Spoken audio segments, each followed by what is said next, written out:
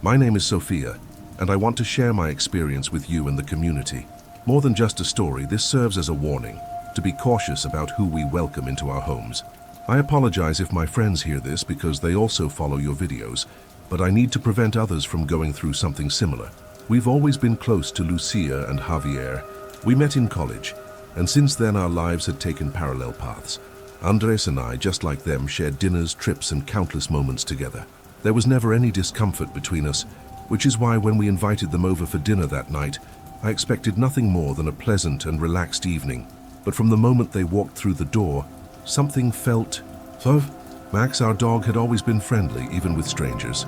He was a large German shepherd with a calm and affectionate nature, always eager to greet guests. However, that night, from the very instant Lucia and Javier stepped inside, Max became tense. He stood at the entrance, watching them as if they were complete strangers. At first, I tried to ignore it, but soon the situation took a strange turn. Max let out a low, menacing growl, something we had never heard from him before. "Max, stop," I said, trying to calm him down, but he didn't stop. His growls grew deeper, more intense, and his teeth started to show. The atmosphere in the house shifted drastically, filling with an unexplainable tension. Andres and I exchanged uneasy glances. Finally, after several unsuccessful attempts to calm him down, we decided to move Max to one of the back rooms. We couldn't let him disrupt the entire dinner. Still, deep inside, I had the unsettling feeling that something wasn't right. I expected the tension to ease once Max was out of sight, but the heaviness in the air remained. It felt like the aftermath of an argument. Thick silence and awkwardness that lingered even when no one spoke. Andres and I did our best to ignore it, pouring wine and serving appetizers, but everything felt off.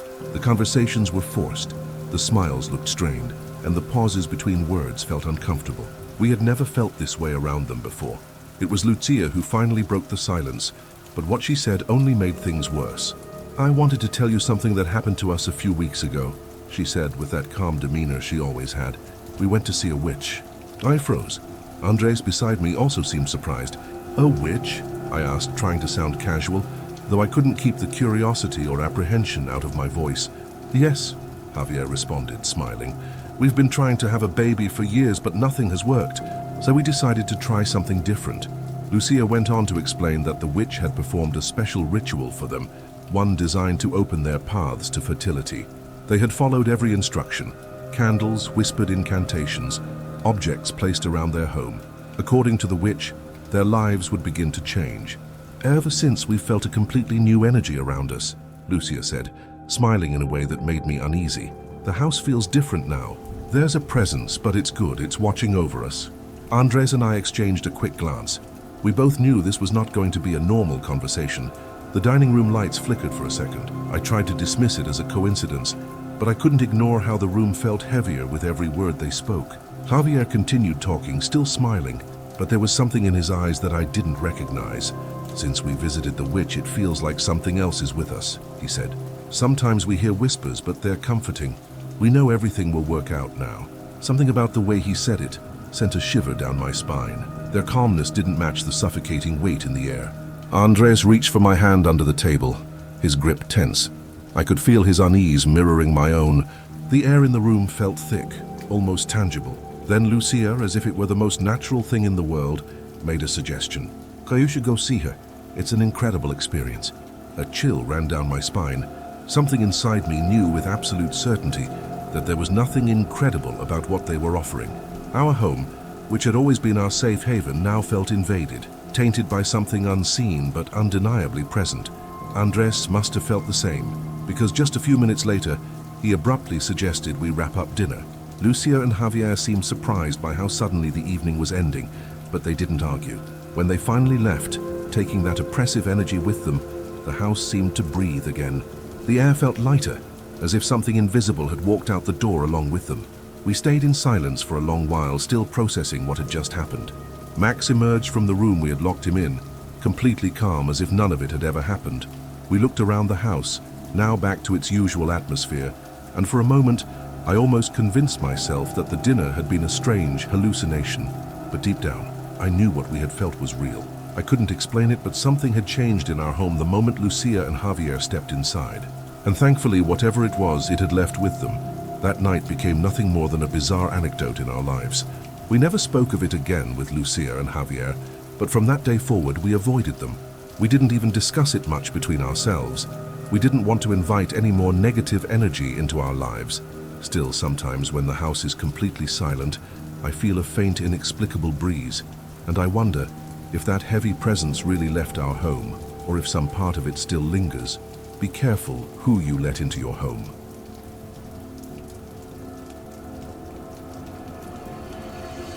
My name is Carlos, and I honestly don't know how to begin telling this without sounding insane. But this is one of those experiences that changes you forever. I was never one to believe in ghosts or the supernatural. If you can't see it or touch it, it isn't real. At least that's what I used to think. That belief held strong until I bought this house. It all started a little over a year ago when I finally purchased my first home. It was an old house, a bit secluded from town, but it had a unique charm, or at least that's what I thought when I first saw it. It had a big yard, high ceilings, and a basement that I imagined would be perfect for a workshop or a game room. I moved in alone, which didn't bother me since I had always been a solitary person. In fact, I preferred the isolation. For the first month, everything was fine. I spent most of my time working on the house, making small repairs, painting walls, typical things any new homeowner does. The basement in particular fascinated me. It was spacious but had low ceilings, and it was always cold. A small window in the back let in very little light, making it one of the darkest parts of the house. It wasn't the most inviting space, but for some reason I liked it. Then things started to feel different. At first it was just a strange chill, not the kind of cold you'd expect from a drafty basement, but something that cut through to the bone. I dismissed it as normal, after all it was an old house, but then I began to feel something worse, the unmistakable sensation of being watched. Every time I went downstairs to grab tools or check on something, I felt like I wasn't alone in that dimly lit space. I tried to convince myself it was just exhaustion or paranoia, but the feeling wouldn't go away. One night while I was in the kitchen, I heard a loud noise coming from the basement. It sounded like something heavy being dragged across the concrete floor. I froze, waiting to hear more, but after a few moments everything was silent again. I wasn't the type to scare easily, so I grabbed a flashlight and went to check it out. As I descended the stairs, the cold became unbearable. I scanned the basement with my light. Everything was exactly where I had left it. The boxes were untouched. The tools hung neatly in place. And yet the air felt thick, pressing against me. Something was wrong. That night I locked the basement door. I wasn't planning on going down there again, at least not at night. For a few weeks, nothing happened. I started convincing myself that I had imagined it all, that I was overthinking. Then one night while I was asleep, the noises returned, this time even louder. It wasn't just dragging sounds anymore. It was knocking. Heavy, deliberate knocks, as if someone or something was pounding against the basement walls. I woke up immediately, my heart racing. I didn't want to go down there. The last thing I wanted was to face whatever was happening, but at the same time, I couldn't just ignore it. I turned on every light in the house, took a deep breath, and unlocked the basement door. My stomach was in knots as I slowly descended the stairs, flashlight in hand. The moment I reached the bottom, I felt it. The air was suffocatingly heavy. A darkness that wasn't just physical, it was something else. Then I saw it. Something had been carved into the far wall. At first I thought it was just old paint, but as I stepped closer, I realized it wasn't. The words had been etched directly into the stone, and they weren't in any language I recognized. It wasn't Latin nor anything I had ever seen before, but the most unsettling part. The letters faintly glowed in the darkness, as if made from some kind of phosphorescent material. Every instinct in me screamed to get out. I ran up the stairs as fast as I could, slammed the basement door shut and locked it. That night I didn't sleep. I couldn't stop thinking about what I had seen. The next day I decided to research the house. I still didn't want to believe in ghosts or curses, but I knew there had to be an explanation. I went to the town's historical archives and found something that made my blood run cold. The house had belonged to a family many years ago. The last known owner, a man named Joaquin, had lived there with his wife and children, but something happened. According to official records, Joaquin lost his mind and vanished. No one ever found out what happened to him, or his family, but local legends spoke of strange rituals and terrifying screams coming from the basement at night. The house remained empty for years, until it was eventually sold at a ridiculously low price, and I, completely unaware, had bought it. After that, things only got worse.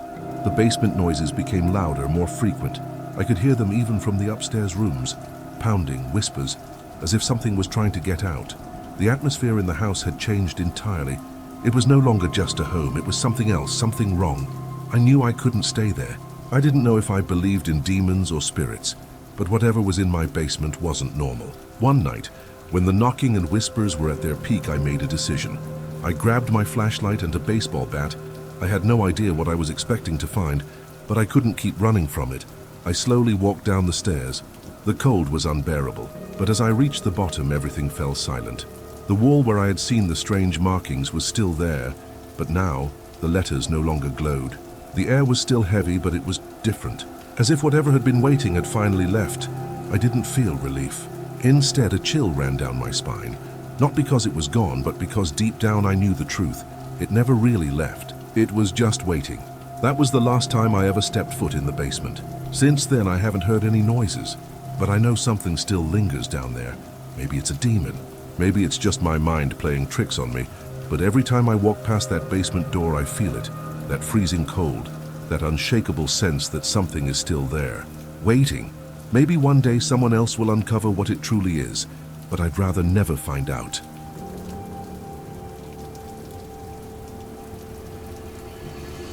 I never thought much about the paranormal. I was always one of those people who believed that strange noises at night were just old pipes or wooden beams expanding. But that changed when I moved into that old house. I had spent years saving up for a place of my own. The house was in a quiet neighborhood, a bit removed from the city center. At first glance, there was nothing particularly remarkable about it. 2 floors, a slightly worn-out facade, and a garden that had clearly been neglected for some time. What really drew me in was the price. The real estate agent mentioned that the house had been vacant for years, but didn't offer any concerning details, just that the previous owner had left in a hurry due to a sudden relocation. My first night there was unsettling, though I didn't think much of it at the time. I heard creaking sounds from the upper floor, as if someone were walking from room to room. I dismissed it as normal for an old house. It's just the building settling, I told myself. But the noises continued every night, always at the same time, just after midnight. Each time I got up to check, everything seemed perfectly normal. Still, after a week, something changed. I started feeling like I was being watched. The sensation was strongest in the living room, where I would unwind after work. At first, it was just mild discomfort, but soon it became something more. Every time I sat on the couch, I felt a strange pressure on the back of my neck, as if unseen eyes were fixed on me. I tried to ignore it, until the objects began to move. I'm not talking about dramatic poltergeist activity like chairs flying across the room. It was much more subtle. One morning, I noticed that a lamp in the corner had tilted slightly, as if someone had touched it. Another night, I left the bathroom door wide open before going to bed, only to find it completely shut when I woke up. I must have forgotten closing it, I thought, but then it happened more frequently. Doors closing on their own, objects not being where I had left them. That's when I started feeling truly paranoid. The final straw came one night when I was lying in bed. It was around 3 a.m. when I heard loud bangs against my bedroom wall. At first, I thought it was coming from outside, but there was no wind, no trees nearby that could have caused the noise. The impact was so forceful that I jumped out of bed, grabbed a flashlight, and searched the entire house, even stepping outside to check. But there was nothing. No sign of anyone lurking around. Yet the banging continued, night after night, always at the same time. After a few weeks, I decided to thoroughly inspect the house. It was old after all, and I thought maybe there was a structural issue causing the sounds. That's when I discovered something I hadn't expected. While cleaning out the basement, I found a pile of deteriorated furniture, broken and rusted objects, all covered in dust and cobwebs. Amidst the mess, there was a small wooden box containing more decayed items. But what stood out the most was an old photograph. The picture showed a family, a man, a woman, and 2 small children. I couldn't tell the exact year, but the clothing suggested it was from a long time ago. There was no date, no names, nothing that could identify them. But the moment I held that photo, a strange sensation washed over me, as if I had stumbled upon something that was meant to remain hidden. Curious, I started researching the history of the house. What I found left me cold. An old newspaper article detailed the mysterious disappearance of a family that had once lived there decades ago. They vanished without a trace. And from the moment I found that photograph, the paranormal occurrences in the house escalated. The whispers I had once dismissed as my imagination became clearer. I began hearing my own name murmured in the silence of the night. At times, an oppressive presence would press down on me. making it feel impossible to move, as if something unseen was holding me in place. I didn't know if my mind was playing tricks on me, or if something truly sinister lingered in the house. The breaking point came a week after I found the photograph. My best friend Carlos came over for the weekend. I hadn't told him anything about what had been happening. I didn't want to seem crazy or influence his perception. I needed him to notice something on his own. That first night, as we were watching a movie, we both heard the banging sounds. Carlos looked at me and asked, "Do you have rats or something?" I tried to play it off, but he wasn't convinced. He knew something strange was going on. That night, Carlos stayed in the guest room. The next morning, he came downstairs looking pale. He told me he had felt an overwhelming, inexplicable fear throughout the night, as if something was watching him. He also mentioned hearing whispers, though he couldn't make out what they were saying. We decided to search the house together.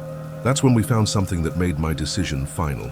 On my bedroom door, there were fresh scratches, deep and jagged, as if left by massive claws. I was certain they hadn't been there before. Worse than that was the smell, an overpowering stench of sulfur. That was it for me. The constant feeling of being watched, the banging on the walls, the whispers, the objects moving on their own. It was all too much. Though I never experienced any outright violent manifestation, the psychological weight of knowing that something, or someone, was trapped in that house with me was unbearable.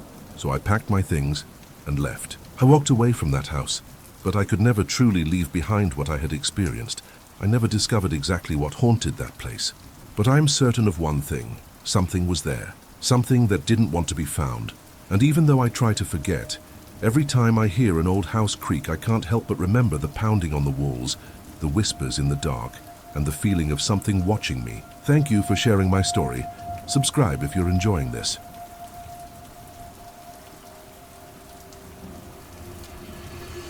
I've always considered myself a rational person.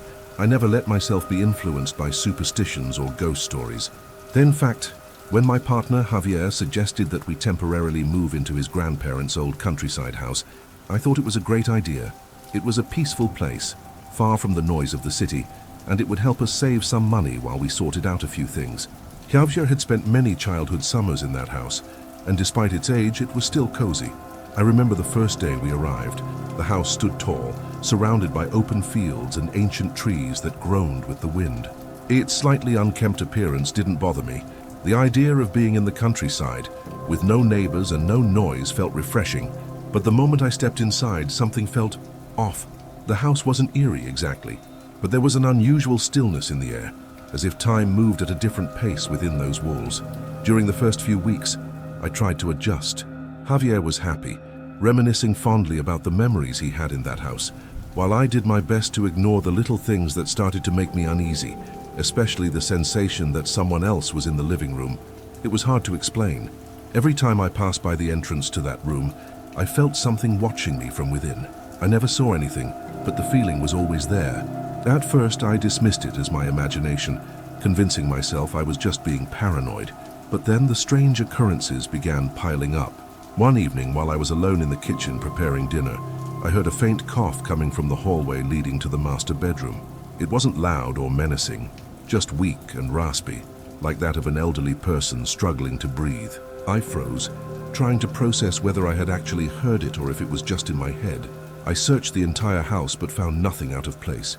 Javier arrived later that night, and when I told him about the coughing sound, he chuckled. "These old houses make all kinds of noises," he said. But I knew what I had heard. Over the next few nights, the cough returned. Sometimes it even woke me up in the middle of the night. I would lie there convinced that someone else was in the house, yet there was never anyone there. Just that quiet, persistent cough coming from the hallway. A part of me wanted to talk to Javier about it, but I didn't want to sound paranoid. After all, he hadn't noticed anything strange. Then came the day I decided to explore the attic. It was a rainy afternoon, and I realized we hadn't paid much attention to that part of the house since moving in. The attic door had always been closed, but that day, I decided to go up and take a look. The first thing I saw when I opened the door was an old wheelchair tucked away in the corner, covered in dust. It struck me as odd because Javier had never mentioned anyone in his family needing one. I hesitantly touched the cold metal, then shut the attic door, making a mental note to ask Javier about it when he got home. But later that evening, as I was heading to the kitchen, I stopped dead in my tracks. The wheelchair was now at the bottom of the attic stairs. I knew I had left it upstairs. My hands trembled as I pushed it back up, trying to keep my composure. When Javier got home, I told him what had happened. His expression changed for a brief moment, but he quickly masked it. "Maybe you moved it without realizing," he said. But I could tell. Even he wasn't convinced by his own words. Then the handprints appeared. On the living room windows, small handprints, as if a child had pressed their palms against the glass. At first, I wiped them away without giving it much thought, but they kept coming back.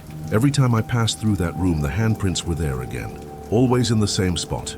Cleaning them became part of my routine, but they never stayed gone for long. And the coughing in the hallway. It never stopped. I began avoiding the master bedroom. The air inside felt different, heavier. At times, the temperature would drop drastically as soon as I crossed the threshold, sending chills down my spine. Eventually, I confronted Javier. I asked him if there was something about the house he hadn't told me.